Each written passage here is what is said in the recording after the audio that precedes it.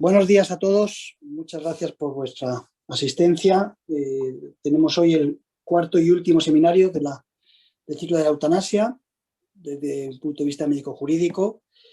El decano de la facultad no ha podido estar presencialmente, ha grabado un vídeo para introducir el seminario y a continuación se producirá y luego habrá un ciclo de preguntas. Muchas gracias.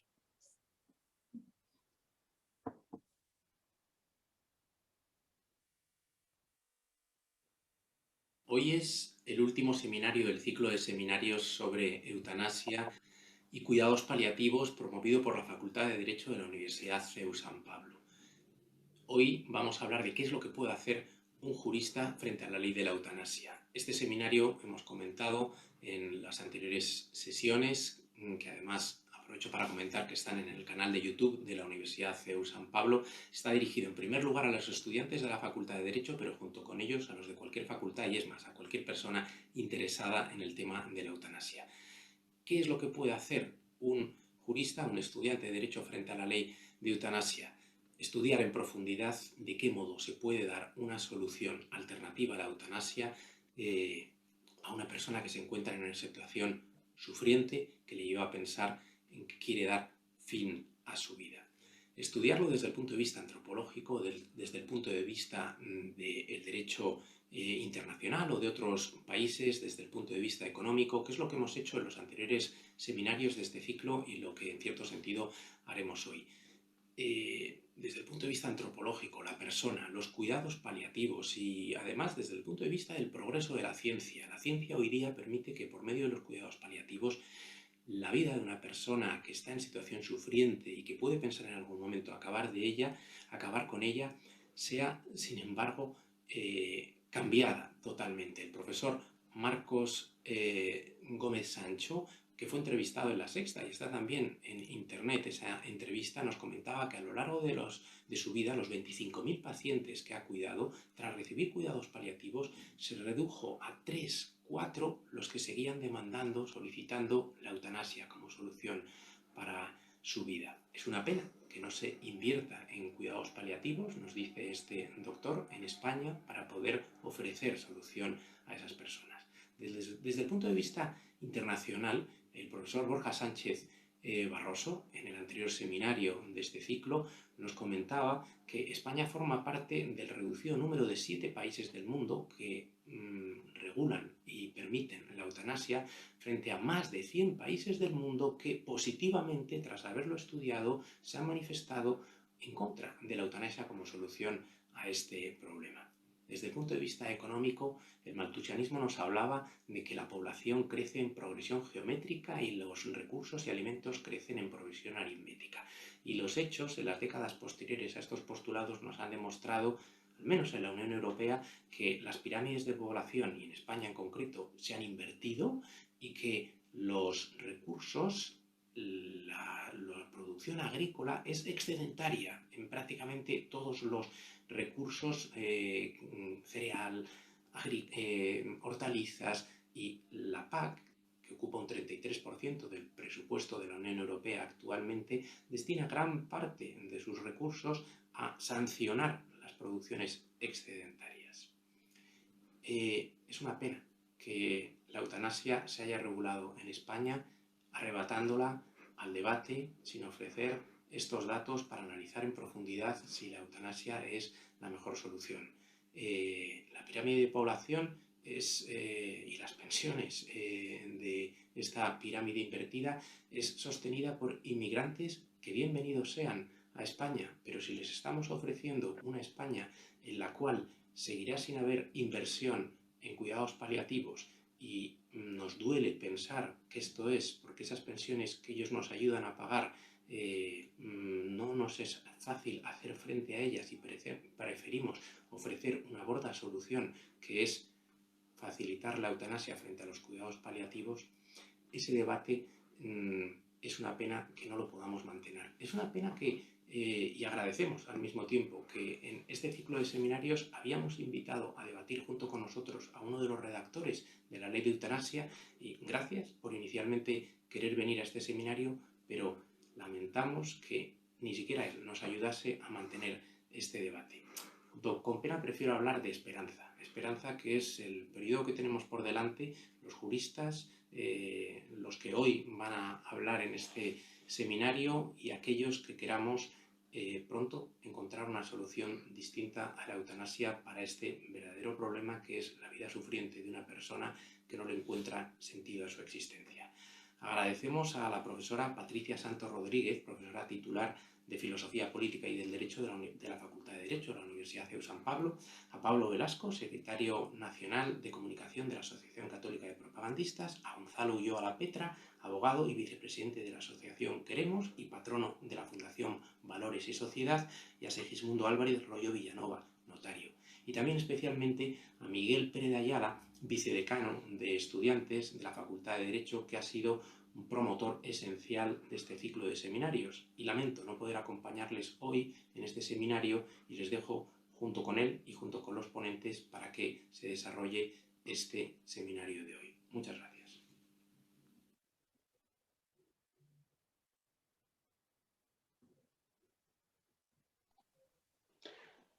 Muy bien, pues una vez que hemos tenido la introducción del decano Martínez Echevarría, que por cierto además creo que era ahí su cumpleaños, es una pena porque podemos haberle felicitado, pero tenía otras cuestiones que atender. Imaginaos la importancia del cargo y de la misión que tiene, ¿no? Entonces, bueno, yo soy Pablo Velasco Quintana, yo soy secretario de comunicación de la ACDP, ya sabéis, la asociación promotora de nuestra universidad. Y la verdad es que gracias al vicedecano Pérez de Ayala, pues tengo el honor de hacer un poco de moderador, ¿no? De introductor también de cada uno de nuestros invitados de hoy. Y lo haré encantado porque a muchos de ellos les conozco y sobre todo conozco la actividad profesional que han hecho. Y os aseguro que, bueno, pues los invitados que tenemos hoy son de excepción, nos van a ayudar muchísimo. Fijaos, el pasado mes de marzo llegaba la aprobación definitiva de la ley en el Congreso, de la ley que no solo despenaliza, sino que favorece la eutanasia, ¿no? Y eutanasia, que por cierto ya sabéis es un concepto para suavizar realmente una realidad escandalosa. Y en los meses precedentes, asociaciones, instituciones, entidades intermedias españolas han intentado llevar a cabo ese diálogo que precisamente el decano nos contaba que ha sido imposible llevar a cabo durante el proceso de desarrollo de esta legislación, porque ha tenido un proceso realmente opaco, a una velocidad realmente inaudita en una legislación y con muchas trabas, ¿no? Pero ha habido distintas asociaciones que han planteado debate, diálogo, contraste muy interesante, y además ha sido una forma de hacerlo bajo el criterio de dar razones a las ideas que se proponían. No ha sido desde luego ideológico, ¿no? Como desgraciadamente por parte del gobierno lo hemos detectado, ¿no? Pero hemos llegado a la aprobación de la ley y además una aprobación que contenía que entra en vigor, por cierto, el próximo mes de junio. Y tenemos que plantearnos una pregunta. Si ha sido un fracaso todo este recorrido que hemos hecho, todas estas iniciativas que hemos llevado, todas esas cuestiones. Y como juristas tenemos una gran pregunta, que es que si esto está ya todo dicho, ¿no? Si no sé si pudisteis seguir el debate que hubo, el debate en el Congreso, porque prácticamente no fue un diálogo, en la que una diputada del Grupo Socialista, dirigiéndose pues, a los grupos parlamentarios que no iban a apoyar esa ley, les hablaba de que ya no podían hacer nada, que como en otras leyes tenían simplemente que conformarse, ¿no? Que se había aprobado y que en el futuro pues, se tendrían que conformar. Entonces, nos surge una pregunta como juristas, que seguro que durante la carrera os la habéis preguntado. ¿Tenemos que tomar la ley emanada por el Congreso de los Diputados, votada con mayoría, con un respaldo de elecciones? Es decir, ¿todo lo legal es legítimo? ¿Toda ley aprobada es justa? Estas son unas grandes preguntas que seguro que durante la carrera os han surgido. Yo recuerdo, durante mi carrera, en los debates que hubo, viendo una película que seguro habéis visto todos vosotros, que es Vencedores o Vencidos, ¿no? Aquella que recuerda a los juicios de Nuremberg, donde aquel abogado alemán que tenía tan buena pinta, que llevaba su toga y un buen libro de derecho positivo y fundamentaba la defensa de los jerarcas nazis diciendo, oye, que habían cumplido la ley. vamos a condenar a unas personas que han cumplido la ley. Entonces, aquí surge de nuevo esta pregunta, que es una pregunta fundamental en los juristas y que todos vosotros, como la mayoría de nuestro público, son alumnos de nuestra facultad, aunque también, por supuesto, tenemos gente interesada en este tema de toda la sociedad, pero esto es un interrogante que nos afecta directamente a nuestro núcleo como juristas. Y para ello estos amigos que nos acompañan nos van a ayudar, ¿no? Yo personalmente os puedo contar que he estado muy implicado en este tiempo de desarrollo de la ley. Desde la ACDP, sabéis, hemos tenido iniciativas como vividores, etcétera, una serie de cuestiones en las que yo, si os sirve de algo, mi experiencia personal ha sido que he experimentado la verdad, que he podido conocer casos de personas que sufrían, casos de personas que cuidaban, que acompañaban, casos de personas cuya profesión era cuidar y curar, ¿no? Y sobre todo he podido encontrar la racionalidad que tiene esta posición humana que hemos visto, que en mucha parte de la fe. Y entonces me adelanto, y respondo que el éxito no lo da el número de votos, sino la posibilidad de un cambio en el corazón de todos nosotros, ¿no? Un cambio que se produce por responder a una verdad que hemos encontrado. Y a esa verdad, como juristas, pues tenemos que dar respuesta. Así que, si os parece, vamos a intentar, acompañados de estos amigos que generosamente han querido acompañarnos hoy, a responder a estas preguntas, ¿no? Lo vamos a hacer con nuestros ponentes de hoy, profesora Patricia Santos, profesora titular de Filosofía Política y Derecho de nuestra universidad, la CEU San Pablo, ha sido asesora parlamentaria en la Comunidad Autónoma de Madrid, es experta en derechos humanos. También contamos con Gonzalo Ulloa, que es abogado, fundador del despacho Yuan Law, especializado en emprendimiento y venture capital en el sector digital, cofundador de Queremos, que es un think tank, es decir, una entidad intermedia tan fundamentales en nuestra sociedad, comprometidos con la defensa de la vida y la libertad y la unidad de España. Y tenemos también a Segismundo Álvarez, que es notario. Y es doctor en Derecho, es autor además de un blog que seguro que os suena, que se llama Hay Derecho. Si no lo habéis leído, buscarlo, porque participan tipos muy, muy potentes en el derecho y realmente es una referencia, ¿eh? O si no lo conocéis ya, os recomiendo que lo busquéis, ¿eh? Hay Derecho. Se llama. Además, es un título divertido, ¿no? Es esa expresión, ¿no? De Hay Derecho. Pues si os parece, profesora Santos, vamos a empezar con su ponencia. Vamos a intentar, claro, acudimos a ti, Patricia, como experta en derechos humanos, para que precisamente puedas introducir esta primera cuestión que hoy nos concita. Adelante. Muchas gracias, Pablo, por la presentación tan generosa y también, bueno, pues enhorabuena por todo lo que nos has comentado de las acciones que has desarrollado, que has podido impulsar pues, de la mano de la CDP, pues para contrarrestar y provocar diálogo social que finalmente pues, no se ha dado, ¿no? Quizás se haya dado donde no se ve, que es en el corazón de la gente, pero visiblemente pues, tenemos que batallar esto todavía más, ¿no?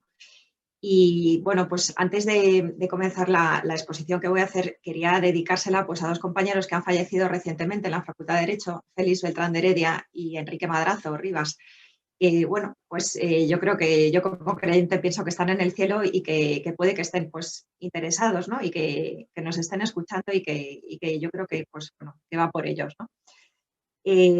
Me parece que los políticos nos han obsequiado, los políticos que tenemos actualmente nos han obsequiado en un tiempo de pandemia, pues con una ley que permite matar a los enfermos y complicar la vida a los enfermos, familiares y personal sanitario, ¿no? Y que además no aborda la grave situación de las personas en vulnerabilidad, que es de alguna manera la palabra, el tesoro, la palabra clave de los derechos humanos. Entonces nos encontramos con una ley que introduce una lógica maligna porque considera que la referencia es la calidad de vida, no la vida humana, y entonces pues ya a partir de ahí hay toda una serie de desaciertos, ¿no? Plantea problemas éticos, de confianza, de deshumanización en las relaciones del enfermo con sus familiares y con sus médicos. Plantea grandes indefiniciones jurídicas y morales que afectan directamente a la actividad profesional de alguien tan valioso como los médicos, ¿no? A los que les debemos tanto, y a todo el personal sanitario. Y va a suponer un freno a la investigación porque al final se financia la investigación más rentable y va a perder aliciente el salvar vidas humanas porque no va a interesar. Entonces yo creo que esto es esto es lo que tenemos, ¿no? En el plato. Entonces he organizado la comunicación mía, pues básicamente viendo qué derechos están en juego desde el punto de vista de la Constitución española, qué modelos constitucionales hay ahora mismo abiertos para amparar la eutanasia o qué posturas desde nuestro derecho constitucional, qué debates hay abiertos y luego pues qué acciones se me ocurren a grandes rasgos para luego dejar que los otros dos ponentes también concreten y nos ayuden pues nos den más ideas sobre esto, ¿no? Los derechos en juego, bueno, adelanto ya de inicio que yo creo que no quedan dudas, ¿no? Pero que mi postura es que no hay un derecho fundamental a la eutanasia, que no hay argumentos jurídicos suficientes para justificar la existencia del derecho a la eutanasia, ¿vale? Los derechos que hay en juego son el derecho a la vida y a la integridad física y moral, el artículo 15, los principios de la dignidad humana y el libre desarrollo de la personalidad, del artículo 10, el valor de la libertad, en el artículo 1.1 de la Constitución, y la libertad ideológica y religiosa, en el artículo 16. Entonces, decía, ¿no?, que la eutanasia no aparece contemplada en la Constitución y que la Constitución viene ya con defecto de fabricación, por así decirlo, ¿no? Porque en los temas referentes a la vida humana es muy ambigua y entonces pues la norma tiene que ser interpretada y ese es donde entra el debate, ¿no? Porque realmente no hay nada claro, ¿no? La vida es un bien jurídico fundamental que está reconocido constitucionalmente, pero ni siquiera sobre ese bien jurídico tan fundamental la Constitución ofrece una respuesta indiscutible. No pone plazos, no define nada, ¿no? Y entonces, claro, a la luz de la Constitución, pues tenemos que se puede postular la prohibición, incluso la prohibición penal de la eutanasia, como su despenalización, que es lo que nos han traído ahora mismo los políticos, ¿no? Hay 4 modelos que caben dentro de la Constitución. El primero sería, que es en el que yo me encuentro, la eutanasia constitucionalmente como algo prohibido. Y bueno, pues la base fundamental sería el artículo 15, la protección absoluta de la vida. Sí que encuentra acogida en la jurisprudencia del Tribunal Constitucional porque la vida no es un bien del que se pueda disponer ni el titular ni nadie ajeno al titular.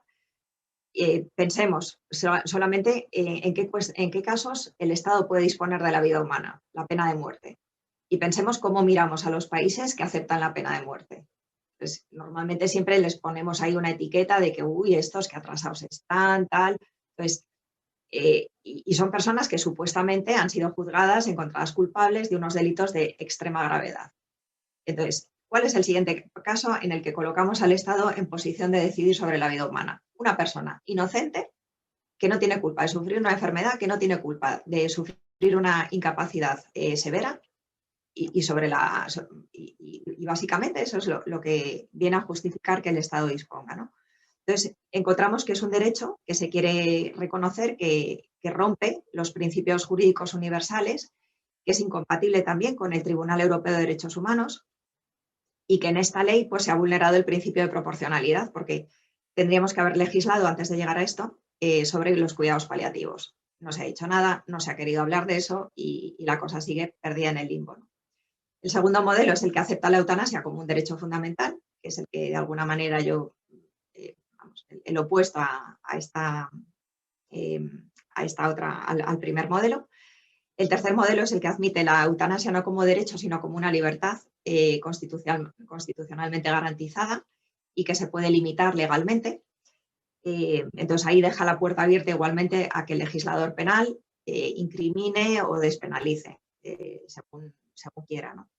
Y el cuarto modelo sería el que contempla la eutanasia como una excepción legítima a la regla general que sería la protección estatal de la vida.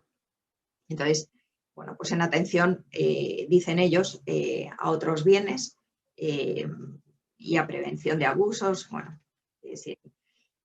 Los problemas constitucionales y los riesgos prácticos, ¿no? Pues, como decía, la indefinición del derecho a la vida en la Constitución, que entra en contradicción, ¿no? O sea, si se admitiera la eutanasia como un derecho dentro del derecho a la vida, pues sería como lo mismo si existiera un derecho a ver, pues que el derecho a ver recoja también el derecho a quitarse los ojos o el derecho a estar ciego, ¿no? Pues digo que el papel lo aguanta todo, pero que semánticamente no, o sea, hay una contradicción, ¿no? Luego está el avance de la eutanasia como un nuevo derecho, ¿no? Que al final pues está basado con el derecho a la integridad física, entonces lo sacan de ahí. Mi derecho a la integridad física me permite disponer y decidir. Pues bueno, pues al final es otra contradicción, porque lo que se supone que va a amparar la integridad física te la quita, ¿no? O sea, tú lo usas para quitarte esa integridad física, ¿no? Si fundamentamos la eutanasia desde la integridad moral, nos encontramos con que se habla de la dignidad de la persona. Y ahí los que defendemos la vida y los que defienden la eutanasia, pues citamos la dignidad humana. Creo que en parte no, o sea, no debería. Yo creo que la dignidad humana en la Constitución española es un principio que está axiológicamente abierto. Entonces, nadie lo podemos decir que nos dé la razón solo a nosotros, porque está abierto y está en permanente proceso de elaboración, con lo cual, dicho en resumen, pues es un terreno de aguas movedizas, porque la dignidad humana ahora mismo pues, sirve para una cosa y su contraria. El encajar la eutanasia dentro del derecho a la libertad y a la autonomía, como argumento inicial, pues quienes lo admiten, pues ellos así lo citan, pero yo la crítica que hago es que me parece extremadamente individualista, porque al final, si lo llevamos a las últimas consecuencias, podríamos reconocer el derecho a disponer de la propia vida no solo en los enfermos, sino a cualquiera que lo solicite. Al final, estoy amparando un derecho de autonomía que los límites pues, van a estar muy difusos, ¿no? Me parece, ¿no?, que ni el libre desarrollo de la personalidad ni el valor de la libertad del 1.1 de la Constitución pues aportan unos resultados suficientemente concluyentes como para decir que constitucionalmente pues esto es una libertad abiertamente reconocida, ¿no? Me parece que es forzar un poquito. Además, me parece muy curioso que estemos hablando de reconocer un derecho fundamental, el derecho fundamental a la eutanasia, cuando en el Código Penal tenemos el 143 que penaliza la ayuda al suicidio. Es verdad que el 143 ya lo han modificado, ya han puesto un apartado 5 donde dice que todo lo que se dice antes se excepciona, no se sabe por qué varita mágica hay en el número 5, que para los casos de eutanasia todo lo que se ha dicho anteriormente, que es clavado a lo que sucede, pues en ese caso no. Entonces decimos, bueno, pues qué derecho fundamental tan raro que está en el Código Penal y en la Constitución. Para una cosa o sea, para un mismo comportamiento, que lo único que está cambiando es el contexto. Dicho esto, ¿qué especialidad médica hay que tener para administrar el cóctel lítico? Es que ni siquiera, o sea, digo que es que el contexto es debilísimo porque ni siquiera se exige, lo puede provocar cualquiera. Lo puede provocar cualquiera, no necesariamente un médico. Entonces, ¿el contexto de la eutanasia cuál es? Un médico. ¿Y por qué un médico? O sea, veo que es débil, ¿no? Y luego el bonus track para los médicos y sanitarios, pues me parece también, ¿no?, que bueno, pues la eutanasia se presenta como una prestación pública y se pone de ejecutor al médico. Entonces yo animo a los médicos a que se resistan, porque no se necesita especialidad, no está dicho que no es un acto médico. Y luego pues se está planteando cosas bastante peculiares, ¿no?, en cuanto a que va a haber un registro de objetores a la eutanasia.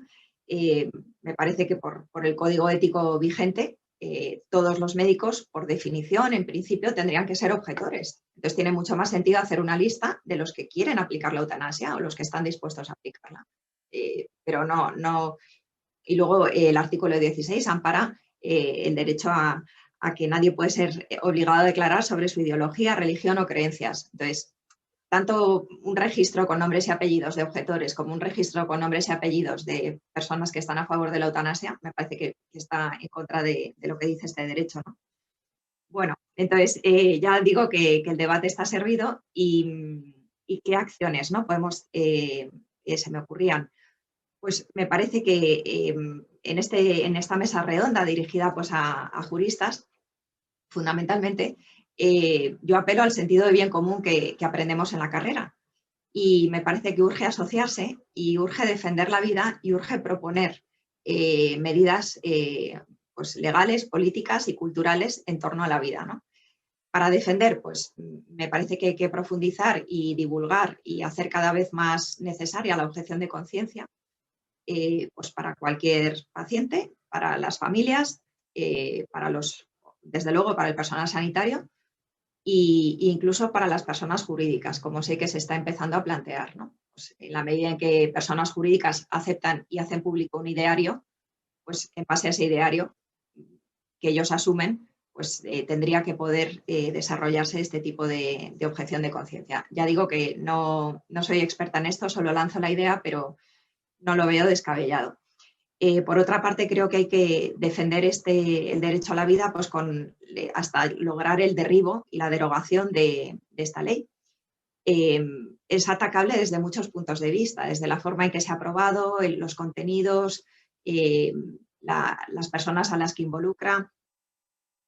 Bueno, me parece que es muy atacable, ¿no? Hay otras leyes que quizá han sido más complicadas de rebatir, esta no. Entonces, lo que hay que hacer es, no sé, poder decir que esta ley estuvo vigente 1 mes, 2 meses, 3, pero que al final se derogó. La sociedad española la rechazó. O sea, tenemos que llegar a poder construir este relato, ¿no? Y luego, en clave más proactiva, me parece que no podemos ir siempre a rebufo de derechos y de políticas transgresoras, que me parece que nos falta mucha fortaleza para desarrollar y promover unas políticas que sean muy complicado deshacer, ¿no?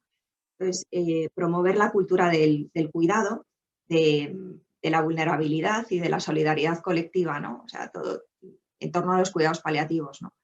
Promover la cultura del valor de todas las vidas, ¿no? Pues solo en 7 países se ha despenalizado la eutanasia, ¿no? Y eso es algo, o sea, en los otros países no se ha despenalizado no porque no les haya dado tiempo, es que se ha estudiado. O sea, no sé si era en Lituania o en Estonia, se debatió y se estudió y se rechazó. Entonces, promover, me parece que es vital, promover una nueva ley de cuidados paliativos. Y luego hay que ayudar mucho al personal médico y sanitario a reclamar medidas necesarias de protección de entrada, la objeción de conciencia y luego pues, reclamar las medidas necesarias para la prestación de cuidados paliativos, ¿no? Con criterios de igualdad y de homogeneidad, ¿no?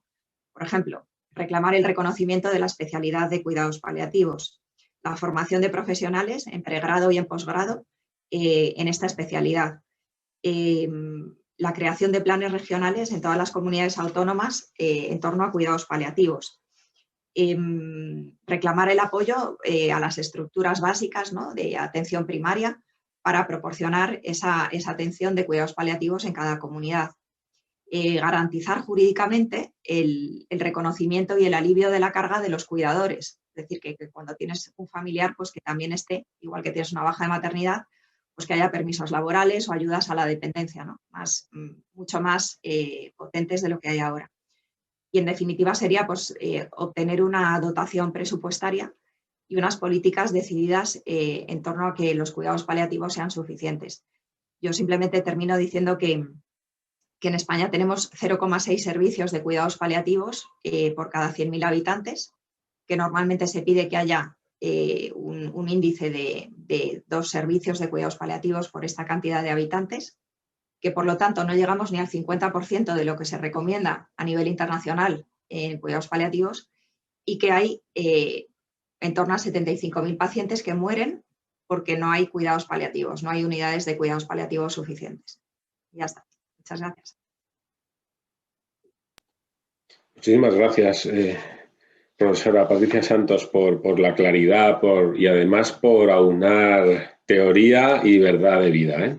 Porque eso siempre es algo que en la academia, bueno, pues es interesante, ¿no? Entonces vamos haciendo este recorrido.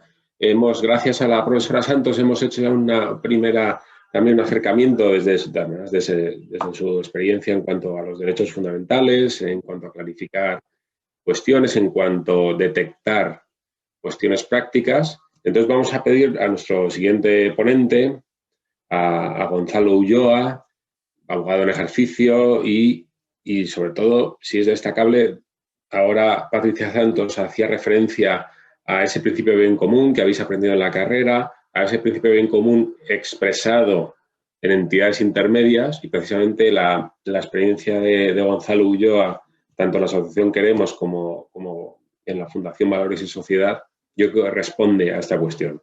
Entonces, Gonzalo, eres el siguiente. Además, nos has adelantado un título, ¿no? Una pregunta, ¿no?, a la que quieres responder, que es ¿cómo puede un jurista ayudar a crear una comunidad estable y activa en favor de la vida? Pues adelante, te escuchamos. Muchas gracias, Pablo, y bueno, muchísimas gracias tanto a la Facultad de Derecho del CEU, a su vicedecano, y estoy encantado de estar aquí con vosotros, ¿no? Y bueno, la verdad es que la ponencia de Patricia pues da pie un poco a tratar de trasladar esa inquietud de cómo generar comunidad y cómo los juristas podemos ayudar a generar comunidad que sea estable, ¿no? O sea, que todo esto, digamos, no sea como una defensa espontánea porque está saliendo la ley y nos pase como con la ley del aborto o como con otras cosas que muchas veces vamos a rebufo sin que creemos vida y sin que creemos comunidad, ¿no? Entonces yo creo que aquí hay una oportunidad importante. Yo me hacía algunas preguntas también al desarrollar mi intervención, y es, lo primero, ¿cuándo actúa el jurista y qué es lo que mueve su actuación, ¿no?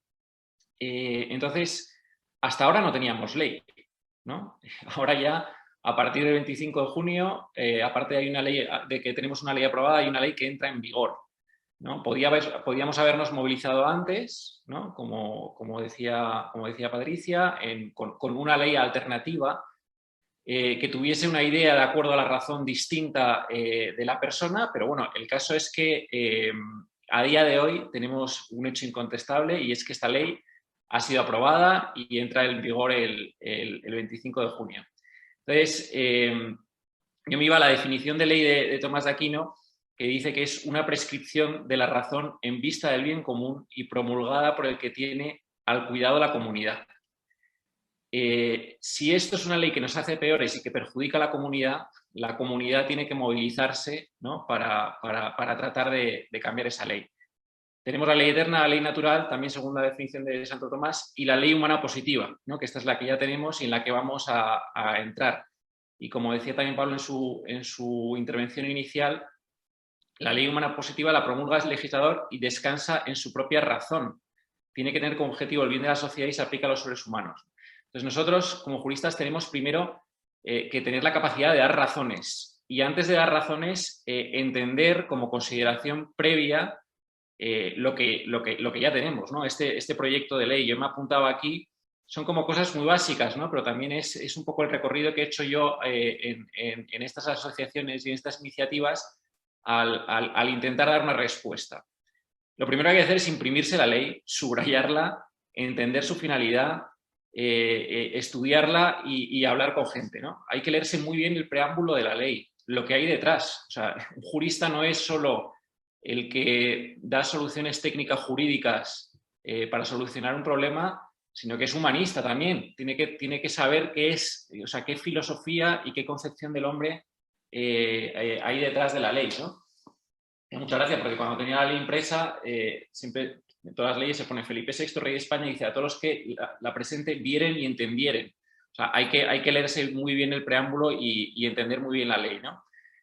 Y tener unas claves desde el punto de vista jurídico, ético y, por qué no decirlo, moral. Profundizar muy bien para entender los conceptos. Si tenemos una definición de eutanasia como acto deliberado de poner fin a la vida a un paciente administrándole una sustancia letal o dejando de proporcionar cuidados necesarios para vivir, si nos leemos la ley hasta el final, y Patricia hablaba también, ¿no?, de cómo se utiliza el término eutanasia, pero es que en la ley hay una disposición adicional primera en la que la ley da a la eutanasia la consideración legal de muerte natural. Entonces, eso yo creo que es muy importante, ¿no?, ese primer punto, esa consideración previa, ¿no?, de entender la cosmovisión que hay detrás de esta ley y la finalidad que hay detrás de la ley. Y en esa llamada a la acción, la que Patricia también apuntaba varias cosas, yo voy a entrar un poco en la parte práctica y concreta de algunas cosas que hemos hecho nosotros y ámbitos en los que creo que podemos trabajar, ¿no? Entonces, haciendo un símil un poco futbolístico, hay una parte defensiva y hay una parte de que la mejor defensa es un buen ataque, ¿no? Entonces, en el ámbito, por así decirlo, defensivo, es decir, esta ley ya va a entrar en vigor y ya afecta a los pacientes, afecta al ámbito sanitario y, como decía también antes, nos afecta a todos como sociedad porque es una ley que nos hace peores, ¿no? Entonces, nosotros, haciendo una reflexión, claro, si tenemos un texto legal positivo se puede analizar y digamos que, aunque no es el terreno de juego que querríamos, es muy importante dar instrumentos jurídicos para defender a los pacientes y a los profesionales, que esto va contra su conciencia, va contra muchas libertades, ¿no?, que ha enunciado muy bien Patricia.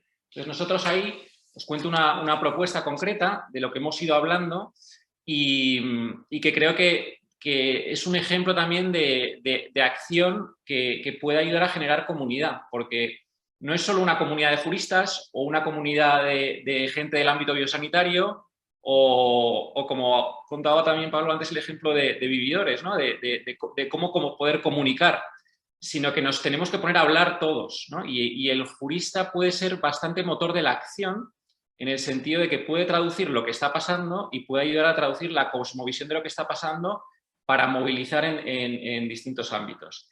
Entonces, nosotros preparamos en Queremos también con la Asociación de Cristianos en Democracia y lo hemos ido presentando y lo estamos, digamos, que elaborando también para que haya un grupo de gente y, por supuesto, en colaboración con otras asociaciones, decir una propuesta a favor de la vida para que digamos que con la aplicación de la ley podamos crear espacios libres de eutanasia, ¿no? Que sean centros a favor del cuidado de los enfermos y mayores, ¿no? Hay principales instituciones que se van a ver muy amenazadas por la ley de eutanasia, que son evidentes, ¿no? Que es los centros sanitarios, las residencias de personas mayores. Entonces, ¿qué sería un espacio o institución libre de eutanasia?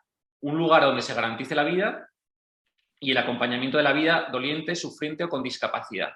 Pero claro, tenemos una ley que entra en vigor, ¿no?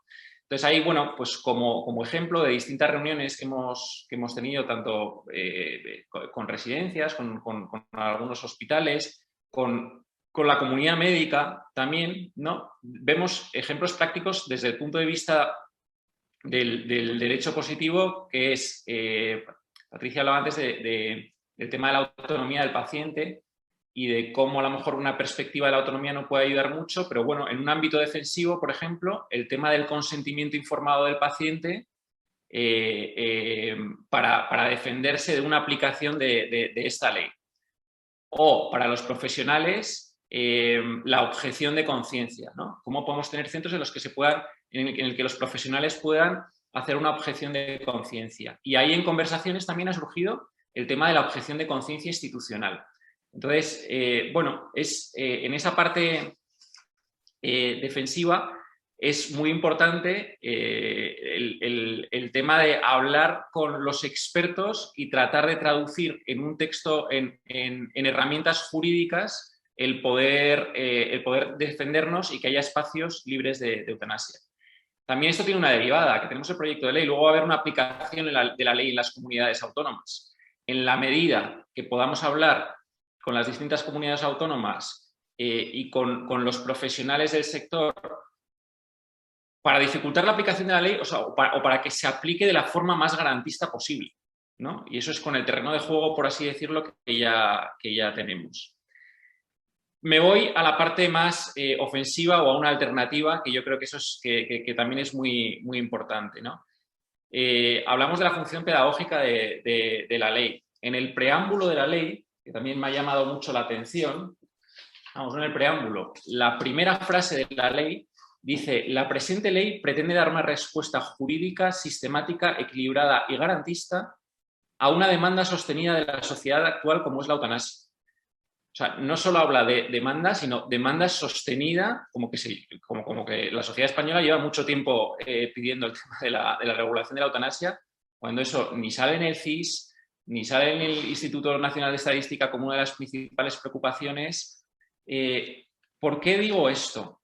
Porque está demostrado, y así ha pasado con la ley del aborto y con otras leyes, que sí que hay una función pedagógica inversa. O sea, tú, en la medida que legisles que no haya una contestación social, y con el ejemplo que poníais antes, ¿no? Digamos de, oye, si esto ya está aprobado, quedaros con esto.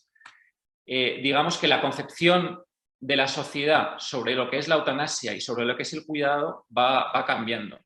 Entonces, es muy importante trabajar ya sobre un texto de ley alternativa. Nosotros también hemos tenido distintas reuniones, y esto también lo quiero contar como ejemplo de cómo un jurista, en el ámbito en el que esté trabajando, puede ayudar a generar un debate en las comunidades a las que afecte la ley. Aquí hablamos del ámbito biosanitario, ¿no? Y siempre hablamos del tema de los cuidados paliativos como alternativa. Pues bueno, nosotros en distintas reuniones con médicos y eso, es verdad, o sea, hay un sentir común, ¿no? Tiene que haber cuidados paliativos al final de la vida, pero luego también veías como distintas sensibilidades dentro. O sea, gente que es más, digamos, de paliativista como especialista, o gente que dice también, oye, no es solo eso dentro de la comunidad médica, sino que todos los médicos tenemos que poder acompañar al final de la vida, y tiene que ser una ley más amplia que incluya a su vez la ley de paliativos. Pues es importante que haya un foro en el que se pueda hablar, en el que participen los médicos, en el que participen los juristas, en el que participe gente que tenga esa capacidad también de comunicar, para ponernos de acuerdo en poner algo negro sobre blanco, que luego eso nos ayude, una propuesta de ley, pero sobre todo una propuesta de ley que también tenga una función social y de comunicación, o sea, que tenga una visión, o sea, que ayude a dar una visión pública, ¿no? Bueno, ese es el debate un poco que quería contar también, ¿no? Que se empieza a generar también en la comunidad médica, ¿no? Que necesitamos una ley que atienda a la situación del sufrimiento al final de la vida, ¿no? Y poner un poco de acuerdo a los médicos y acercar eso a los partidos políticos. Entonces, es muy importante que nos movilicemos en ese sentido. Y ya para terminar, en relación a estos ejemplos concretos que he dicho, el mensaje que quiero dar es que los juristas podemos ayudar a generar comunidad, y que la ley es un instrumento que nos permite también mantener vivo el debate social y poder nosotros liderar el debate. La ley da razón sobre las ideas y ayuda a que haya una regulación positiva, por supuesto, y garantista, y técnicamente tiene que estar bien, pero hay una pedagogía en ese sentido, ¿no?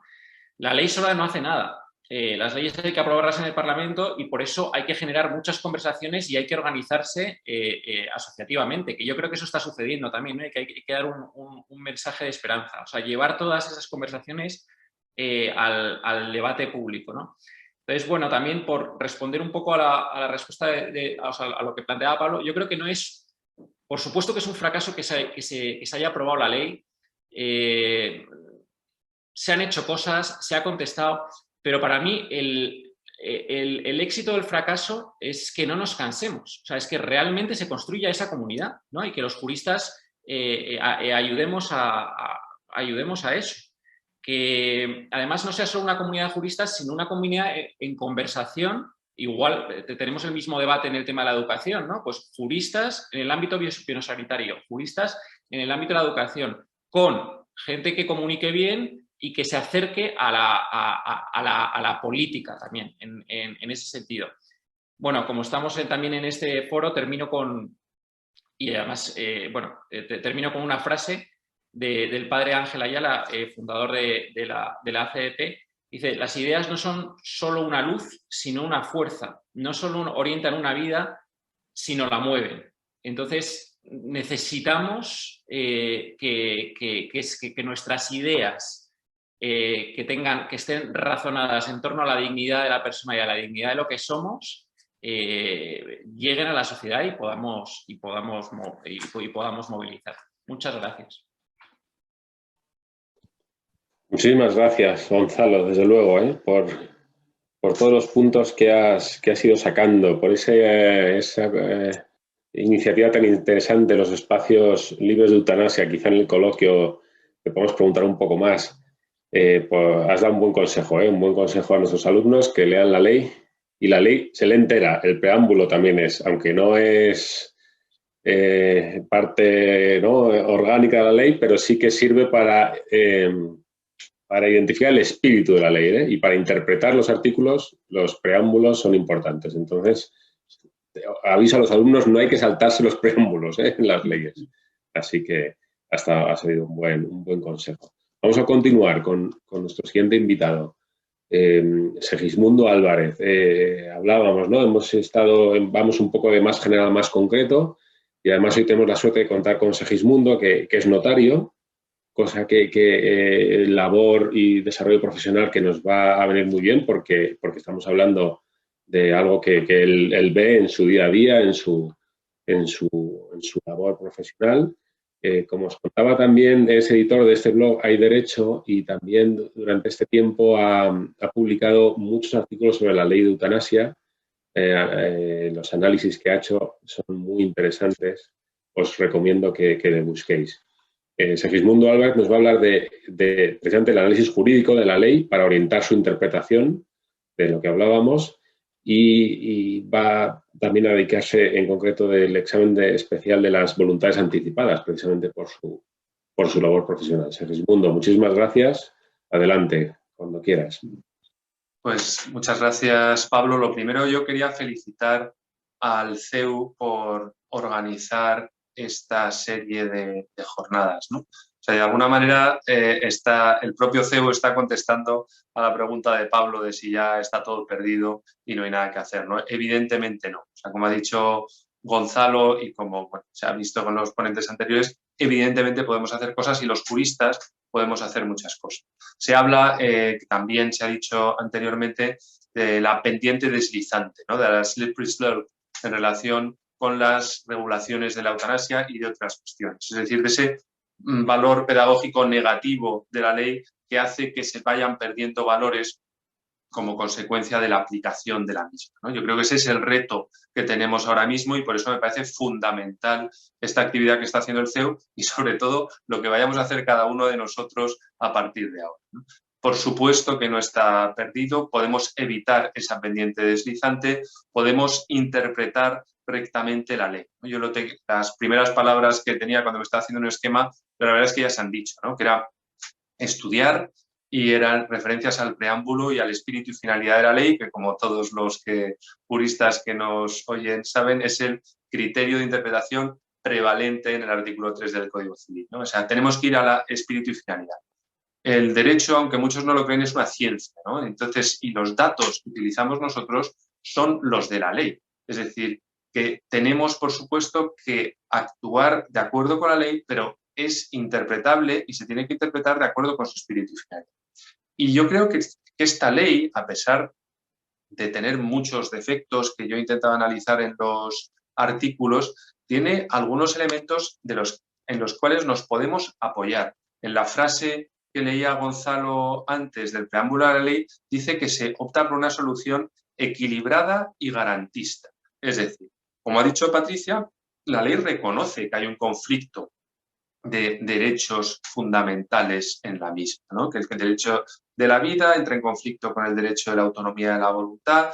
La dignidad, en realidad, está de los dos lados, ¿no? Porque hablan de una vida, del derecho a no tener una vida indigna, pero al mismo tiempo la dignidad está también del otro lado, del lado de la defensa del derecho a la vida, puesto que de alguna manera estamos presuponiendo que la vida no independiente no es digna, ¿no? Y eso no es admisible dentro de nuestra Constitución, ¿no? Es decir, la ley quiere ser equilibrada y garantista, y por tanto tenemos que interpretarla así, haciendo defendiendo las garantías que tiene la ley y evitando que se eludan esas garantías, que es lo que ha pasado en otros países de nuestro entorno, que no se han aplicado las garantías.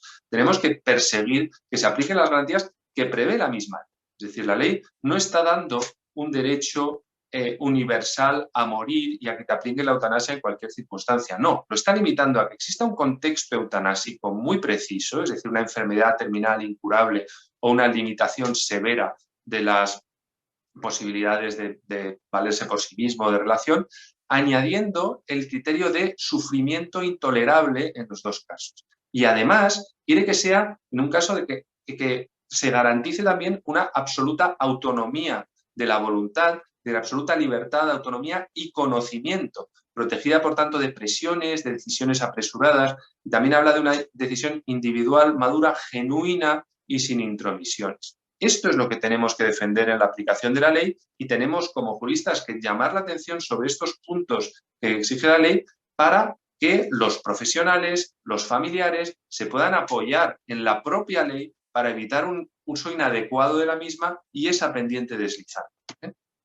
Entonces, esto en particular lo hemos analizado un compañero mío, Lucas Braqueais, y yo en relación con las voluntades anticipadas, ¿no? Que es un problema que se nos puede plantear a los notarios, es decir, las personas que en el llamado testamento vital, donde dices cómo quieres que se actúe en relación con tratamientos médicos si tú no te puedes expresar en ese momento, ahora mismo en la ley se prevé que se pueda pedir la eutanasia para determinadas circunstancias. Sin embargo, la regulación de esta materia es extraordinariamente ligera, imprecisa y defectuosa, ¿no? Es decir, por un lado, se olvidan todas las garantías que se aplican normalmente, que tienen sus defectos, pero bueno, que están en la ley. Sin embargo, en unas voluntades anticipadas, cualquier persona puede pedir la eutanasia.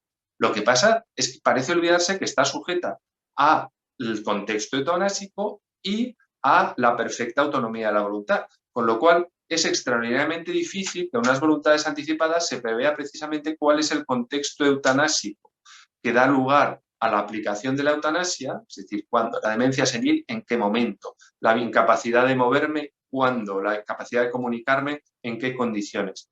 Y además hay un problema ya filosófico en relación con la ley, que es que se exige que este contexto eutanásico constituya o provoque un sufrimiento intolerable.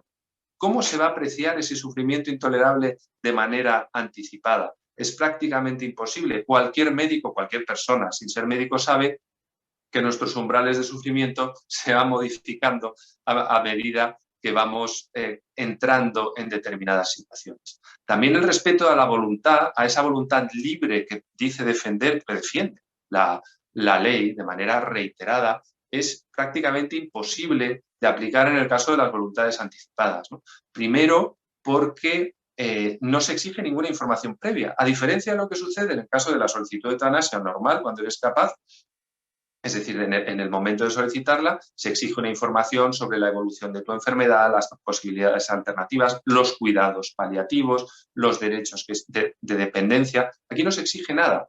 Además, no hay ninguna intervención, ningún proceso deliberativo que sí se exige normalmente. No se prevé tampoco qué sucede si no se puede reiterar el consentimiento en el momento de aplicarla, cosa que obviamente es necesaria. Es decir, hay una serie de contradicciones dentro de la ley entre una regulación garantista, que es el objetivo de la ley, y una regulación absolutamente ligera y superficial de lo que son las voluntades anticipadas, que de hecho hace prácticamente imposible, si queremos cumplir la ley, admitir una solicitud de eutanasia en voluntades anticipadas.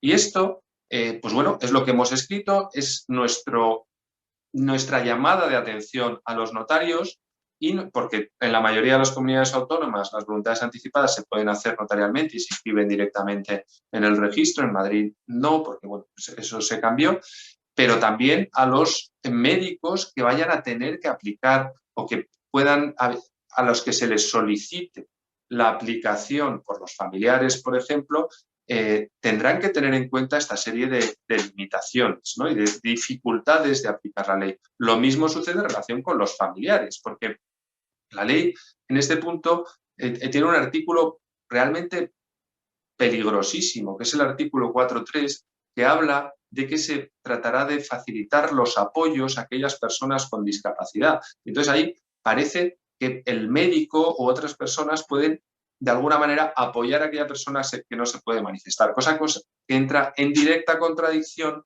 con el principio de ese consentimiento auténtico y genuino que exige e individual y sin presiones y sin mediaciones que exige la ley, ¿no? Entonces, yo creo que este tipo o sea, eso es un poco, quería enfocalizar en este punto que nos afecta especialmente como notarios y que es un ejemplo de cómo podemos, a través del estudio de la ley, crear una serie de costumbres o de interpretaciones que eviten la aplicación indebida, ¿no? Y terminar ya, también por el foro en el que estamos, hablando de que este tema de las voluntades anticipadas tan peligroso y tan mal regulado se le puede dar la vuelta, ¿no? Y es lo que ha intentado hacer la Conferencia Episcopal en un documento en el cual se prevé que en las voluntades anticipadas se haga precisamente lo contrario, es decir que en ningún caso se quiere, sin perjuicio de la aplicación de los cuidados paliativos, incluso de la sedación terminal paliativa, que es un tema distinto, absolutamente distinto de lo que prevé la ley, que es la aplicación directa de unos productos que provocan directamente la muerte, ¿no? Es decir, la posibilidad de darle la vuelta a esa utilización negativa de las voluntades anticipadas para garantizar que se respetan los principios por los cuales queremos que se rija nuestra vida y también en el momento final de la misma, ¿no? Hay un documento de la Conferencia Episcopal. Es verdad que, por supuesto, nadie puede aplicarte la eutanasia si no lo has previsto en voluntades anticipadas o contrato voluntad, pero también hay que tener en cuenta que por ese artículo 3 tan mal redactado, tampoco está de más ponerlo en las voluntades anticipadas o en el testamento vital que queremos rechazar. Aparte de esta labor pedagógica de la que hablábamos anteriormente, que es necesario crear una cultura de cuidado y de que se nos aplique a nosotros y que apliquemos a los demás. Y bueno, termino ya que estamos justo en el límite. Muchas gracias. La verdad es que sí, es que así en conversaciones tan interesantes el tiempo vuela, ¿eh? Ya estábamos más o menos así en tiempo. Segismundo, muchísimas gracias, además por unir tan magistralmente una cuestión concreta de tu labor profesional, cuestiones que afectan a la ley directamente. Muchísimas gracias, ¿eh? Y además yo creo que esto es muy interesante, ¿eh?, para los alumnos, para que ver la capacidad de relación, la importancia de relación y sobre todo la importancia que el derecho necesita redirigirse a otras disciplinas. No podemos quedarnos solo como ciencia, como decía Segismundo, en lo que es propiamente derecho, ¿no?, sino que constantemente necesita redirigirse a otras disciplinas. Como sabéis, en este ciclo es muy importante el coloquio, porque de las conversaciones que hemos tenido ahora seguro que han surgido cuestiones muy importantes. Tenéis a vuestra disposición el chat para que podáis ir lanzando preguntas.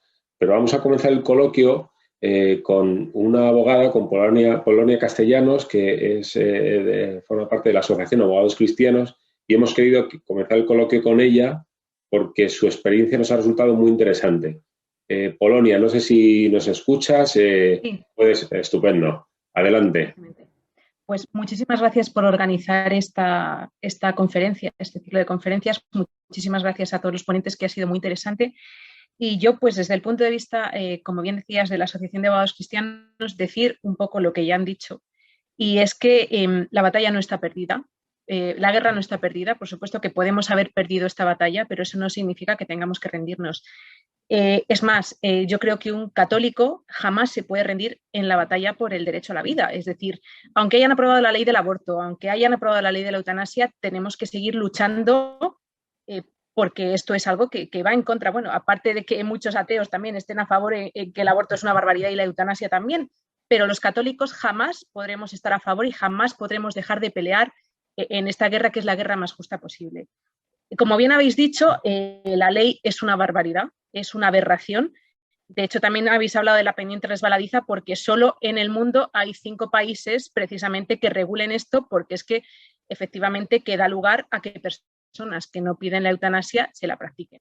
Es una barbaridad que por eso solo está contemplada en 5 países del mundo, y las leyes de estos 5 países del mundo en las que personas que no piden la eutanasia se les facilita son leyes mucho mejores que la española. Entonces, es una barbaridad y tenemos la desgracia de tener esta ley, pero también es una oportunidad. Es decir, es una ley que está tan mal que se la puede atajar desde muchísimos puntos de vista. Desde la asociación ya no hemos interpuesto, porque la asociación no tiene potestad para hacerlo, pero ya tenemos redactado un recurso de inconstitucionalidad que estamos pasando a los diferentes partidos políticos, especialmente a los que han votado en contra, por supuesto, porque es una ley inconstitucional desde muchísimos puntos de vista, no solo desde el artículo 15 del derecho a la vida, sino desde el artículo que consagra la intimidad, el derecho a la intimidad de la propia imagen. En el momento que se regula que tiene que haber un registro de objetores, que si la ley fuese garantista tendría que ser un registro de no objetores, ¿no? Para que si tú vas al hospital y te encuentras con un doctor Morín, pues sepas a lo que te atienes. Pero bueno, la ley regula un registro de objetores que es totalmente ilegal. De hecho, la ley dice que aun con consentimiento no se puede obligar a una persona a declarar sobre su ideología, sobre estos temas tan delicados. Entonces, ese registro de objetores ya es ilegal. Es una ley que es ilegal desde muchísimos puntos de vista. Entonces, ya hemos redactado ese recurso de inconstitucionalidad que estamos pasando a los diferentes partidos políticos porque son ellos los que son competentes para presentarlo. El defensor del pueblo también lo sería, pero no confiamos en que lo vaya a presentar él. Y además lo que hemos hecho también es crear un registro. Es una ley que todavía es incipiente, todavía no se ha aprobado, pero también hemos creado un registro para que todas aquellas personas que no quieren que se les suministre la eutanasia se registren en este registro, en esas voluntades anticipadas, y a nosotros de alguna manera nos den la potestad para decir a todos estos médicos que están a favor de la eutanasia, a todas estas personas que están a favor de la eutanasia, cuidado, que si a estas personas les practicas la eutanasia, nosotros vamos a estar ahí detrás para ponerte una querella y para ponerte una demanda. Está también el tema del consentimiento que habéis hablado. ¿Desde qué punto el consentimiento de una persona que tiene un padecimiento horrible o que tiene una depresión o que tiene un sufrimiento es válido? Es un consentimiento inválido. Entonces, el consentimiento de esa persona no se puede considerar que es válido. Estamos hablando, por ejemplo, que el Tribunal de Justicia de la Unión Europea ha dicho que el consentimiento de una persona para cláusulas suelo, para acciones de determinadas entidades bancarias es inválido porque no sabía lo que estaba firmando. Entonces, estamos diciendo que ese consentimiento, que simplemente para un tema económico es inválido, y en cambio estamos diciendo que el consentimiento para que una persona que además está sufriendo acabe con su vida sin saber cómo se va a hacer, además, es válido. Pues desde el punto de vista de la jurisprudencia del Tribunal de Justicia de la Unión Europea, eso también chirría, ese es otro punto flaco de la ley. Hemos creado ese registro para tener desde algún punto de vista legitimación para decir a los médicos que sepáis que aunque esta batalla la hayamos perdido de alguna manera, la guerra no la hemos perdido, la vamos a ganar, porque además estamos en el bando del vencedor. Y creamos este registro porque todos aquellos que estén en nuestro registro y que les pretendáis practicar la eutanasia, vamos a estar ahí detrás. Y teniendo en cuenta que todavía esta ley no se ha aprobado y que habrá un reglamento detrás en el que queremos intentar que este registro tenga algún tipo más de modo, iba a decir, coactivo, por decirlo de alguna manera. Se pueden hacer muchísimas cosas. Otra cosa que es importante de la ley es que, por supuesto, detrás de la eutanasia y detrás del aborto, que son auténticas barbaridades, hay un auténtico negocio. De hecho, la Asociación Pro Eutanasia, en la que estaba el doctor Montes, por cierto, ninguna persona perteneciente a esta asociación de la eutanasia de su junta directiva se la ha aplicado a sí mismo, cosa que también da que sospechar. La Asociación Pro Eutanasia es la que pretende estar en este comité para decir qué eutanasia se pueden hacer y qué no. Claro, cuando una asociación tiene algún tipo de interés económico, no ánimo de lucro, porque son asociaciones sin ánimo de lucro, pero tienen interés económico, ahí hay un conflicto de intereses y eso conseguimos que se colase en la ley. Ahí está el tema del conflicto de intereses, así que cuidado, que si a mí el que me aconseja la eutanasia es un médico o un facultativo que pertenece a esta asociación pro eutanasia, que recibe algún tipo de subvención, que recibe algún tipo de ayuda estatal, ahí ese médico tiene un conflicto de intereses y por ahí también podemos atacarle. Entonces, simplemente insistir en esto. Es una ley que está fatal, pero por estar tan mal, es una oportunidad para abrir muchísimos campos, ya sea el recurso de inconstitucionalidad, ya sea este registro, ya sea el documento de voluntades anticipadas, ya sea esa disonancia que hay entre el consentimiento de una persona que está sufriendo, ya sea el registro de objetores. Ante la Agencia de Protección de Datos, ese registro de objetores es totalmente ilegal, ya sea el conflicto de intereses de estas asociaciones, en las que, por cierto, suelen ser miembros del PSOE, o sea, que es un partido que crea una ley que retroalimenta a la vez a los miembros del PSOE que van a cobrar por otro lado. Entonces, tenemos muchas maneras de atajar esta ley y de conseguir ganar la guerra al final. Y es que un católico tiene que hacerlo, es decir, un católico no puede estar conforme sabiendo que se hacen estas cosas. Así que, bueno, felicitaros una vez más, ponernos a vuestra disposición, juntos yo estoy convencida de que podemos hacerlo y que aunque esté aprobada esta ley, podemos conseguir que se derogue y podemos conseguir muchísimas cosas a pesar de esto. Muchísimas gracias, Polonia Castellanos. Asociación de Abogados Cristianos, tener ahí, también os lo cuento a los alumnos, para que tengáis en vuestro radar de iniciativas interesantes que seguro que os pueden resultar, bueno, muy llamativas, Bueno, en el chat os he dejado los enlaces, por cierto, a las anteriores sesiones del seminario, para que las tengáis ahí en cuenta. Así que estamos ya, como os decía, en tiempo de coloquio. Lo mejor que podéis hacer es a través del chat, podéis lanzar ahí las preguntas y las vamos compartiendo. Tenéis libertad para escribir, para proponer a nuestros ponentes. Tenemos todavía un poquito de tiempo, aunque habíamos hablado eso de estar más o menos una hora, pero bueno, las conversaciones así importantes pues requieren tiempo, Así que adelante.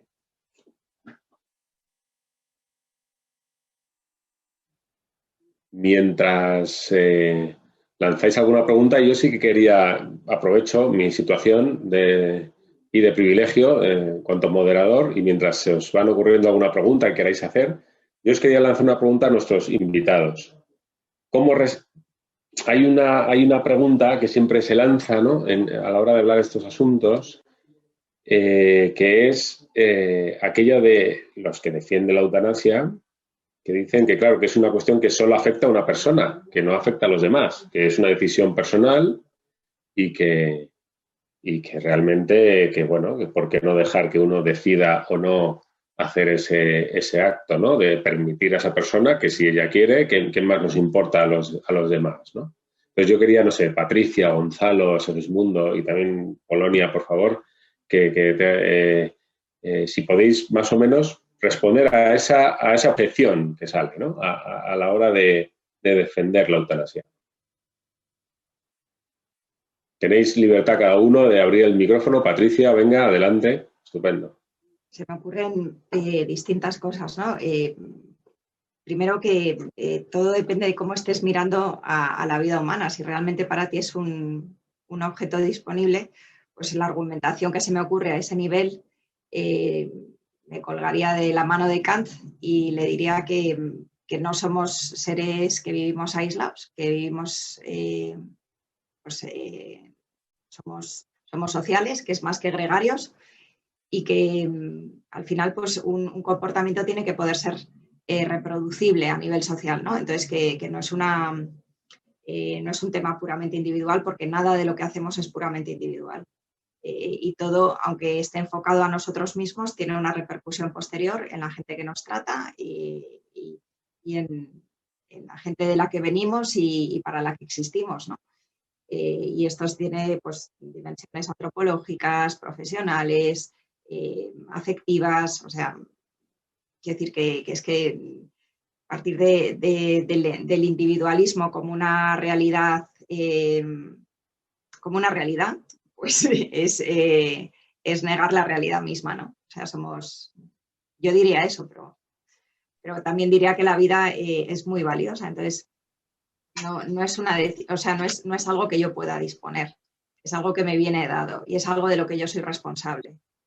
Sería un argumento un poquito que superaría la lógica desde la cual se me plantea esa pregunta.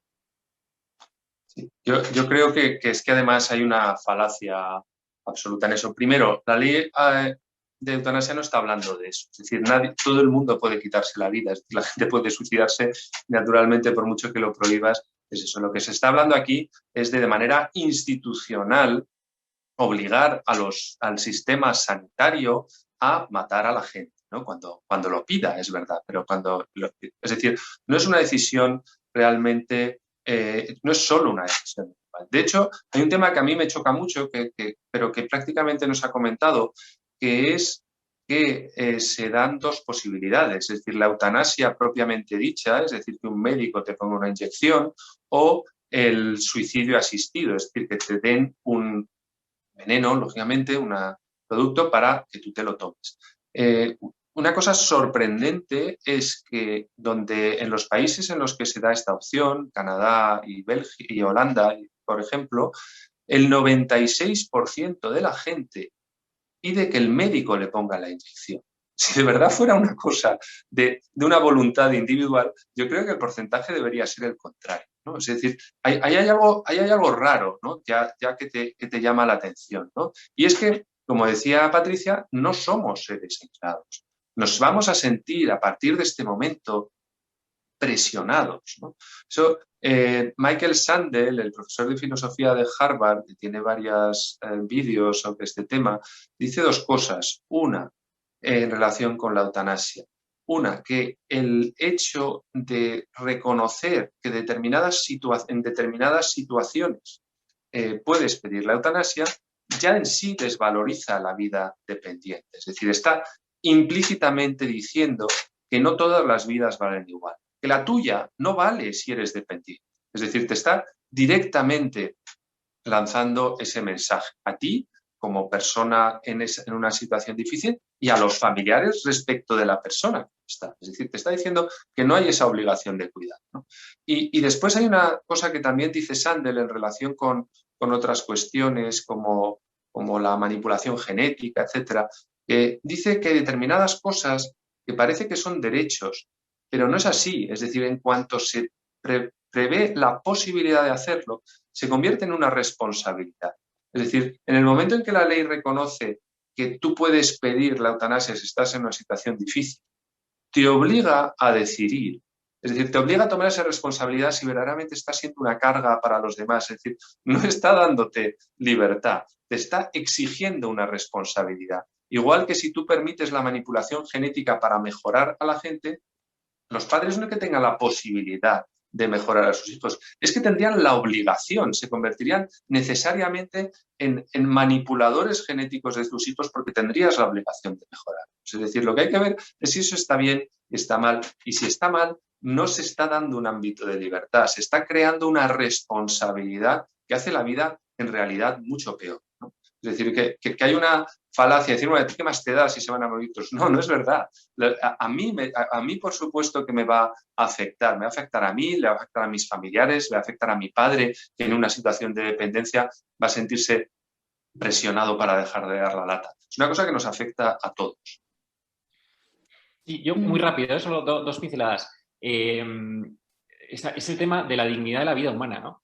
Y ahí hay un criterio de utilidad. Si tú mides el tema de utilidad o de criterio económico, eso va contra la dignidad humana.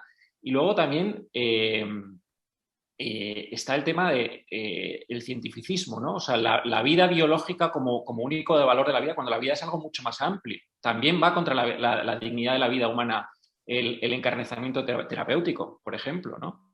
Entonces hay que comprender muy bien que es el hombre. Y en ese sentido, por ejemplo, cuando en los primeros enterramientos se ve que hay seres humanos con discapacidad, que se les ha cuidado y se les ha cerrado, eso es propio del hombre, ¿no? Que es esa filosofía del cuidado y es esa forma de vivir. Pero claro, si nosotros vivimos una cultura individualista, de cada uno a lo suyo, de la abuela, pues voy a verla cuando puedo a la residencia, pero no es... entonces es muy importante profundizar en quiénes somos para poder dar esa respuesta. Yo creo que es que para poder decidir tienes que tener por lo menos dos opciones, ¿no? En el momento que solo te ofrecen la eutanasia, no te ofrecen cuidados paliativos, no te ofrecen acompañamiento, las ayudas a la dependencia no llegan, ya no tienes libertad para decidir porque ya solo te abocan a eso, que es la eutanasia. Por otro lado, es cómo te encuentres tú, porque yo me acuerdo, por poner un ejemplo, yo tengo 3 niñas y yo, la primera, pues yo quería dar a luz sin ningún tipo de epidural ni de anestesia. Yo muy, no sé, muy ingenua, ¿no?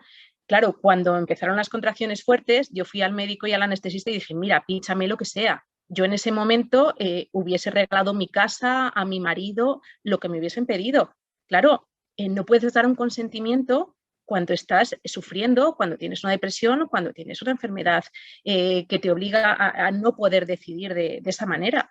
Entonces, una persona así no puede dar un consentimiento válido.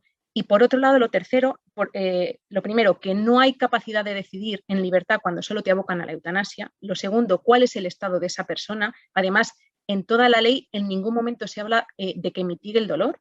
De hecho, en algunos países donde se suministra esta eutanasia, hay una agonía tremenda, hay unos dolores tremendos durante un par de horas. Entonces, no se garantiza en ningún momento que se vaya a acabar con una persona sin dolor, tampoco. Y por otro lado, es que se regula la incapacidad, de hecho, en esta ley, que es algo tremendamente ambiguo y en el que nos deja a todos en manos de un facultativo. Y esto ya se ha demostrado en otros países, que la incapacidad de hecho, no de derecho, que conlleva unas garantías, tanto la tutela como la curatela, pero la incapacidad de hecho es algo tan ambiguo que yo puedo ir con un médico que piense que tengo incapacidad de hecho porque soy católica, como ocurrió en Holanda con una monja, y que entonces, sin haberlo pedido, me suministren la eutanasia. Entonces entramos ya en ese terreno resbaladizo, en la experiencia de otros países en la que sin haberlo pedido, al final te lo suministran, pues porque también al médico le obligas a esforzarse menos, porque es un recorte encubierto, como decían en el Congreso de los Diputados, porque no hay otras opciones, porque es mucho más barato esto que los cuidados paliativos. Entonces, no hay realmente libertad de decidir cuando a esa persona solo la abocas a eso. Muchísimas gracias. Tenemos así alguna pregunta. Por cierto, Segismundo, gracias. Nos has pasado algunos enlaces de los artículos en Hay Derecho y en ABC. Los tenéis todos en el chat. No dejéis de leerlos y descargarlos. Os lanzo una pregunta que nos viene de uno de nuestros alumnos, de Gabriel. Le pongo voz yo, ¿vale? Primero os agradece desde luego a todos vosotros, a todos los ponentes. Dice así, Gabriel, una pregunta sobre la objeción de conciencia institucional. ¿Sería posible con la legislación actual? ¿Qué protección tendrían estas instituciones objetoras ante posibles perjuicios, por ejemplo, de cara a contratos con otras instituciones? Ha salido este tema de la objeción de conciencia, lo habéis planteado. Adelante, está dirigida a todos vosotros. Vale, bueno, es un tema que hemos hablado en el proyecto de la Fundación Queremos, de espacios libres de eutanasia. Estuvimos hablando con Federico Montalvo, que es el presidente del Comité de Bioética, y él bueno, pues nos abrió esta posibilidad, ¿no? Y él cree que sí es posible la objeción de conciencia de las instituciones. Lógicamente, si existe este derecho, pues no existe posibilidad de represalia por parte de las administraciones públicas contra una institución que la ejerciera, ¿no? Pero bueno, estábamos hablando antes de lo importante que es estudiar, y este particularmente es un tema que yo al menos todavía, pero vamos, sé que Gonzalo también nos lo tenemos que estudiar. Vamos, de hecho, me han encargado a mí. O sea que... yo vuelvo a lo del estudio, pero lo que es importante también es muy importante es el tema de la estrategia procesal y de los tiempos. Porque al final también están los tribunales, ¿no? En todo esto. Tienes que buscar... ¿Hay algún informe a nivel europeo? No sabemos si saldrá algo en España, pero claro, aquí la forma un poco de medirlo o de consagrarlo es, te vas al Tribunal Superior de Justicia y que eso acabe en el Supremo. ¿Qué estrategia procesal planteas? ¿En qué te basas? ¿Y cuándo puede ser el momento, ¿no? O sea, yo, por las conversaciones que tuvimos, o sea, lo que entiendo es que desde luego sí que hay fundamentos para que haya una objeción de conciencia a nivel institucional. Y además, ahí entra también, está muy relacionado con el tema de la libertad de educación, de los idearios de los centros. O sea, es en distintos ámbitos este tema. Sí, yo quería decir una cosa también en relación con la objeción de conciencia que se planteó también en esa reunión que tuvimos, que es que se puede distinguir entre lo que es la aplicación de la eutanasia y el acompañamiento. Es decir, sería muy peligroso de cara a la pendiente resbaladiza que el proceso deliberativo del que habla la ley cuando una persona pide la eutanasia se realizara siempre por médicos que no han objetado, que pueden ser una minoría, ¿no? Entonces, lo que se plantea es que se puede diferenciar perfectamente, por supuesto, dentro de la neutralidad y de la explicación, y no se trata de manipular a la gente, pero los médicos deberían, porque se habla la ley de un médico responsable, el médico que tiene la relación con el paciente podría participar en ese proceso deliberativo, aun siendo contrario a la eutanasia, dejando perfectamente claro que él no la aplicaría sin perjuicio de que se pueda aplicar posteriormente si verdaderamente lo desea. Pero ahí hay un tema que es interesante, importante, el tema de si se puede acompañar en ese proceso deliberativo y del peligro que supondría sacar a todos los médicos que no son favorables a la eutanasia de ese proceso.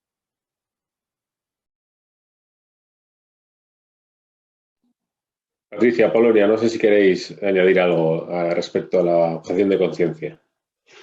No, yo brevemente, porque no lo he estudiado en profundidad y simplemente me parece que cuando se admite un ideario hace referencia a ideas, conciencia. Entonces, en la medida en que una institución se hace acreedora o se hace titular de un ideario, pues hay una base, por analogía, hay una base desde la cual se puede tener que plantear, o sea, tiene que ser posible plantear esto, ¿no? O sea, no me resulta contrario a derecho.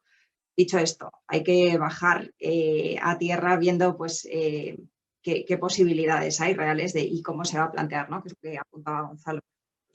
Yo creo que lo han explicado muy bien ellos dos. Sí, adelante.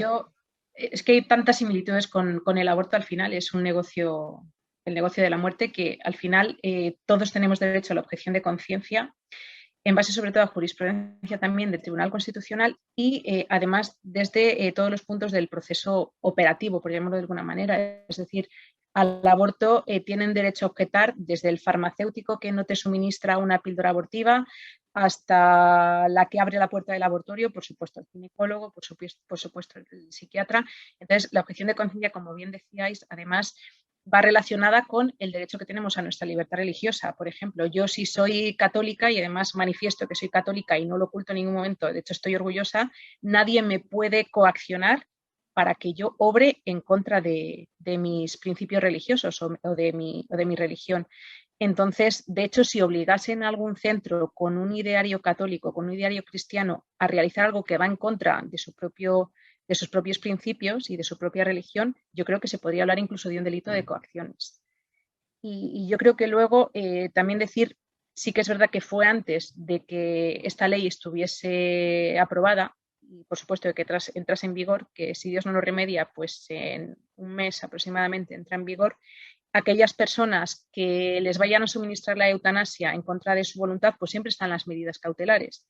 Luego, por supuesto, dependerá el juez que te toque, el forense que te toque, pero nosotros en ese sentido hemos tenido buenas experiencias a personas con enfermedades crónicas, y no lo de encarnizamiento terapéutico, por supuesto, que también la Iglesia Católica está en contra del encarnizamiento terapéutico, pero personas que con enfermedades incurables, que hay médicos además vinculados a estas asociaciones pro muerte, se negaban a reanimar y querían dejar morir de inanición, nosotros con las cautelares conseguimos que se reanimasen a estas personas. Entonces también está de cara a los tribunales esas medidas cautelares para si a un familiar nuestro o a cualquiera sabemos que está en contra y que el médico, limitando además a través de estas leyes el esfuerzo terapéutico, quiere suministrar la eutanasia, pues ahí está. Por supuesto que la objeción de conciencia sí, el registro que pretenden hacer es totalmente ilegal en base a la Constitución y a la Ley de Protección de Datos. Y por supuesto que siempre se puede hacer algo, medidas cautelares o cautelarísimas, llegado el momento, y por supuesto que coacciones si a una institución, a un hospital, por ejemplo, de ideario católico, se le pretende coaccionar para que realice cosas que van en contra. Bueno, lo que os decía, es que el tiempo pasa volando y vamos a tener que ir terminando nuestra sesión de seminario. Yo para despedirme quería pediros una cosa. Después damos la palabra al vicedecano Pérez de Ayala, que clausurará las jornadas, pero Patricia, Gonzalo, Segismundo y Polonia, ¿podríais recomendarnos a los alumnos, a los asistentes de hoy, un libro, una película o un artículo que podamos acudir a él para seguir profundizando en este tema? Hacemos una ronda y damos paso a Miguel. Venga, Patricia, tú no sé si nos puedes recomendar un libro o una película para reflexionar estos temas que han salido, ¿eh? Vamos, el que quiera. He dicho Patricia, pues la tengo aquí en las pantallas la primera, entonces voy de izquierda a derecha, pero Gonzalo, Polonia, Segismundo. Yo hace poco, hombre, no tiene que ver directamente, pero yo creo que sí que ayuda a movilizar el corazón y está en cines todavía la película de la Madre Teresa de Calcuta, Amanece en Calcuta. Sí, recomiendo la película y sobre todo recomiendo el discurso que dio en la ONU la Madre Teresa porque fue profético y nos ayuda un poco a poner el marco en lo que estamos. Sí, bueno, sí. Bueno, hay uno, vamos, para los que quieran una cosa rápida para entender lo que es la pendiente resbaladiza, hay un artículo en un diario tan poco sospechoso de fundamentalismo católico como The Guardian. En The Guardian hay un artículo que está citado en mis artículos también, pero vamos, que lo pueden buscar, sobre a dónde ha llegado la situación en Holanda, es decir, un periodista inglés que va allí a hablar con la gente, inicialmente bastante, parece que más bien favorable a la eutanasia, y que descubre cosas que realmente le hacen plantearse hasta qué punto eso no devalúa lo que es la vida humana, ¿no?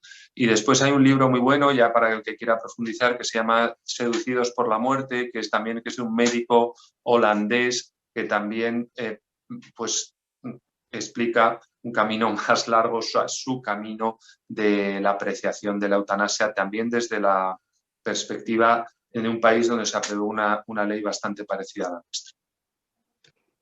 Yo estaba buscando el título de una película de Anthony Hopkins que, bueno, pues de alguna manera hay una persona que, no es ningún spoiler, pero hay una persona que asesina a otras personas que van a morir o algo así, ¿no?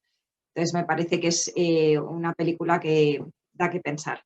Y luego está una muy clásica que es Pena de muerte, que no habla de la eutanasia, pero que de alguna manera también propone un caso terminal y se habla pues de los valores que hay detrás de un proceso así, ¿no? Y de cómo lo importante es la redención de la persona. Y se me venía a la cabeza para mí casos reales pues de cómo afrontar el final de una vida, pues el caso de Juan Pablo II.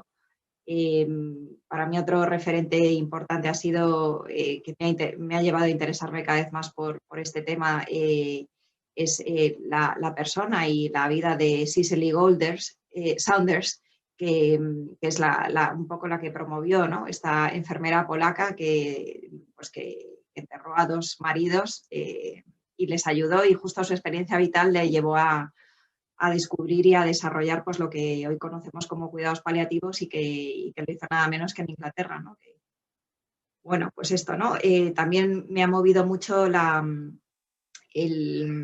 historia de Alfie Evans, que en unos días se va a conmemorar pues el aniversario de su muerte, ¿no? Y cómo sus padres pues lucharon, ¿no? hasta el último minuto por la vida de su hijo y movilizaron pues a todo tipo de personas. Hasta Trump le ofreció a la familia pues el viaje a Estados Unidos y los cuidados, la Santa Sede también. Bueno, y como ahí los tribunales parece que se ensañaron con limitar el derecho y la libertad de los padres a proteger y a cuidar de su hijo, ¿no? Como ellos querían. Entonces, bueno, las películas ayudan, pero yo creo que es muy bueno también ir rastreando estos ejemplos reales, ¿no? Como ha dicho Gonzalo, pues la Madre Teresa o infinitas personas que han dejado una huella tan potente en este aspecto. Yo creo que habría que decir que la campaña de vividores y los testimonios que hay allí es fantástica. No podemos olvidarlo porque hay vídeos de 3 minutos y tal que son maravillosos. O sea, que Son no, brutales, sí. ya que han hecho publicidad de Hay Derecho, yo la tengo que hacer de Vividores, que me parece una campaña maravillosa, de verdad. Sí, sí, en la línea de la realidad. Qué bien.